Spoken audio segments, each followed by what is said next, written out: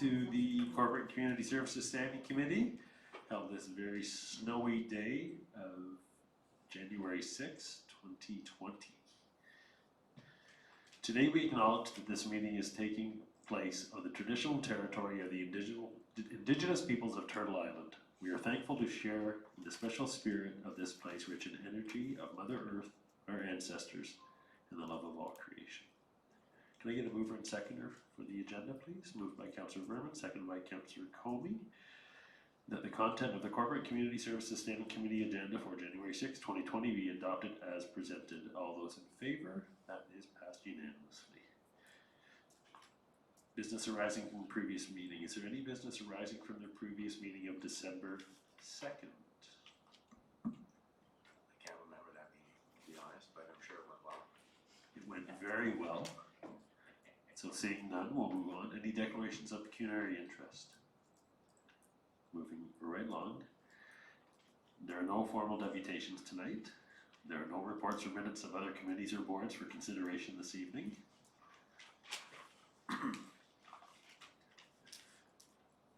HR 2020-01 overs group change from NRA 60 to 65. Ms. McQuaig, please come up and inform us. Good evening, Chair, and the members of the committee. Happy New Year. So this report basically is to outline that under OMERS, which is the municipal pension plan that covers our staff, the normal retirement age for most of our employees is 65, except for the fire group, which is NRA, so normal retirement age is 60. So recently we've renegotiated our collective agreement with the Fire Association, and we've updated the wording in that, and we should also be doing some housekeeping to some of our other documentation to reflect that there's no mandatory retirement age for people in the fire department that are outside of suppression, so people like the management group, for example. So we're looking to make that change to our OMERS bylaw effective January 1st of 2020, and it would result in some savings to the corporation. I think I would estimate less than $5,000 for the management of the fire department to be moved from the NRA 60 group into the NRA 65 group, and both the fire chief and the deputy chief are supportive of this change. Good news. Excellent. Is there anyone from the public that would like to speak to the staff report?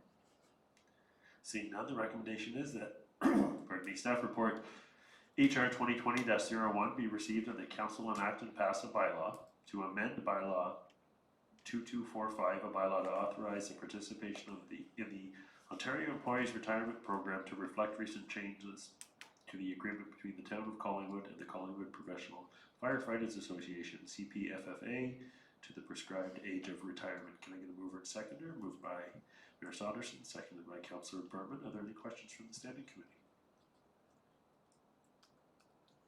Excellent. Well, good job. Thank you very much for saving the town no more than $5,000, but it's a start. So I'm going to call for the vote. All those in favor?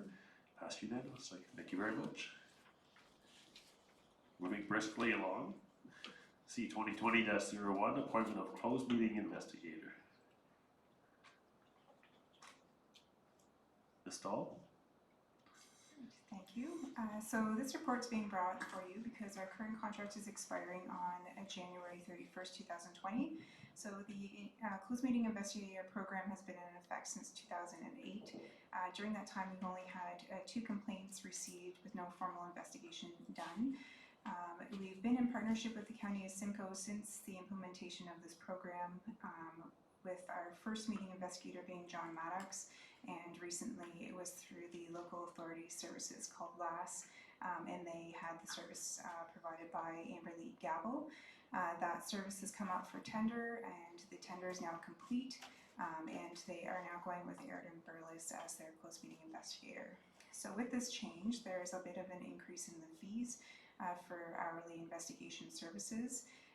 The retainers have been reduced, and now there's only a requirement for a $200 annual administration fee, but the hourly investigation rate has changed now. It's anywhere between $3.25 to $7.25 an hour plus expenses. So given a simple investigation. They're estimating that being at $4,000 to $450,000. So with that, we went through all the different pros and cons of the different investigator processes that we can come up with. Since the implementation of this program, the Ontario Ombudsman has acted as a closed meeting investigator for any municipality that doesn't have an investigator appointed. This fee is, there's no fee for the public or the municipality in this process, and that staff's recommending at this point, just because we don't have very many of these investigations taking place. It's still open to the public, still transparent process. Excellent, thank you very much. Is there anyone from the public that would like to speak to this staff report? Seeing none, the recommendation is that staff report C 2020-01 be received and that the current contract for the closed meeting investigator services through the local authority services last not be extended, and that the town of Collingwood utilize the Ontario Ombudsman as its closed meeting investigator. Can I get a mover and seconder? Moved by Councillor Berman, seconded by Councillor McLeod. Are there any questions from the committee? Councillor Berman. From the committee. Yes, thank you, Mr. Chair. A couple quick questions for the acting clerk and a couple of comments, all in support of this recommendation. Through you to Becky, you said there were only 2 formal inquiries, complaints made over the past, what's now 12 years, I guess. Anybody can file, any resident can file those complaints, is that correct? Through the chair to Councillor Berman, that's correct. Okay, great. So I'm thinking, you know, yesterday back to the speech that the mayor made at the levy, there was one quote in there, I don't think it was original, but it really jumped out at me, and it said that change happens at the speed of trust. And it was just over a year ago, 13 months ago, that we all took office, and as I think everybody remembers, the 2 biggest issues in the 2018 election were both red herrings. One was that council was blocking hospital redevelopment, and the second one was that council was making their decisions in secret meetings that were even often referred to as illegal. It was very upsetting to me that the incumbents in that election, 2 of whom are on this committee, had to defend themselves from those completely fabricated issues, and that various candidates running for all 3 positions during that election used those as a campaign strategy. It was even more upsetting that staff who, I'm sorry, Mr. CAO, I'll use the word vet, the issues that go in camera were the subject of these as well. So my second question, through you, Mr. Chair, to the clerk is, Becky, under Section 6, Appendices, Resource C, you have the open meetings guide for municipalities, which is, if I'm correct, is that this one? You're all given a copy of that? Through the chair to Councillor Berman, that's correct. Okay, Yeah, that's it's also great. posted on the Ontario Ombudsman's website. Okay, so it's probably, just my opinion, it's probably fair to say that this is sort of the gold standard for best practices regarding closed meetings. And also on page 13 of this, it's been a year since I looked at it, it says the Ombudsman recommends that all municipalities also make audio and video recordings of all meetings open and closed to ensure the most thorough record possible. And I'd like to think we're kind of ahead of the curve with that, because it was just a little less than a year ago that this council voted 7-2 in favor of recording all of our in-camera meetings. So I commend you for this report. I think it's absolutely the best thing we could do to get the trust of the public as best as we can. Thank you, Councillor Berman. Well said. Other than taking a shot at the mayor and his great speech yesterday. Great speech. He cited his source. His speech did not come at the, what did you say? speed of change, something like that? Change happens at the speed of trust. Speed of trust, excellent. Any other questions or comments from the committee? Yes, thank you, Mr. Chair. Through you to Becky. I guess my question to you, Becky, is there was a while there when the Ombudsman's Office was also offering a conflict of interest integrity commissioner services, and that became fairly problematic just because it became overloaded. So while I agree with Councillor Berman that the closed door meetings is right within the Ombudsman's bailiwick, I'm a little concerned about the responsiveness, and I think you had some stats in here that there were 155 complaints last year and 12 of them found. And do we have any idea on the timiness and just the responsiveness? Because other than that, I'm fully in support of this. Through the chair to Mayor Saunderson, I did speak with the Ombudsman's Office before I published this report. They have a separate department that just looks after closed meeting investigations, so it's separate from their other duties as Ombudsman.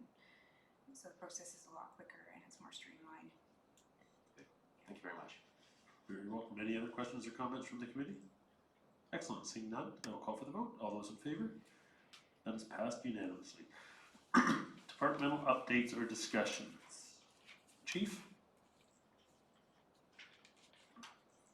Thank you. Through your chair, I'm not planning on staying past 60, but thank you, Melissa. It was a good report.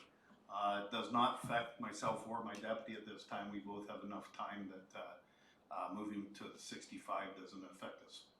The other good news, I guess it's not good news for certain people that we respond, but we had our highest call volume in 2019. We responded to 916 calls. So when I first started, we were doing about 312 calls.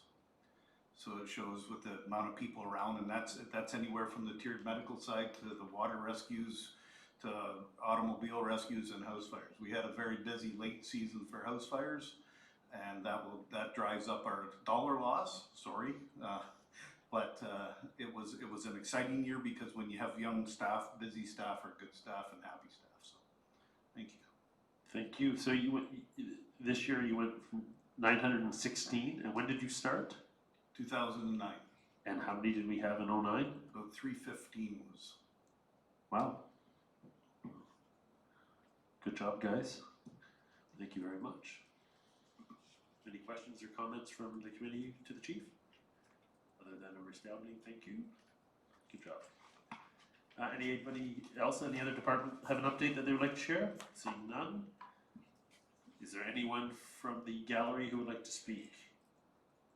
Seeing none. Other business. Is there anyone from the standing committee that has any other business they wish to discuss before we adjourn? Councillor Comey. Thank you, Mr. Chair. Touching on the theme of the mayor's speech and the stops we get from our residents at the grocery store and such, I emailed Director Calvert to say that its indoor soccer season is in full swing. Therefore, a lot of residents have been asking just for the latest and greatest on Fisher Fields, and he was kind enough to agree to provide us a brief update on where we are with that project. Director Culver. Through you, Chair. So yeah, we haven't had a lot of change to the status since we made our application to the ICIP Recreation and Culture Stream application, upper tiers of funding, which was submitted on November 11th in time for the deadline. We haven't heard from the ministry yet, other than it was received, our application was received. But we plan on making inquiries beginning next week to the ministry to sort of try and encourage some information regarding deadlines and what the status updates will be. We're continuing to work to finalize the RFP documents, and we've got to have them done by the end of January, and we'd love to know what's happening with the ICIP funding by February, because that's when ideally our RFP documents would be submitted or posted. Thank you very much. Any other comments or questions? Just a follow-up, please, Mr. Chair. So I'm talking with a resident and we're at CCI and indoor soccer is going on. Hey, Tina, what's going on with Fisher Fields? I would say the latest from Director Culver is they're seeking to get it out to bid in February. And then would it be correct to say and looking to break ground in the spring? Would that be a correct statement? Director. Through you, Chair, it's subject to a lot of conditions. It's kind of up to we have a process to go through, and as we go through the process, that will dictate the timeline. But yeah, ideally getting the bid out in February gives us every opportunity to have as early as possible groundbreaking. Excellent, thank you very much. Thank you. Any other questions, comments from the committee? Seeing none, it is 5:14. 5 years, this is the quickest committee. So I'm gonna digress for a little bit and talk about, I'm looking for an adjournment. Thank you for the reminder, Mr. Umin. Councillor McLeod, all those in favor, have a great night, everybody.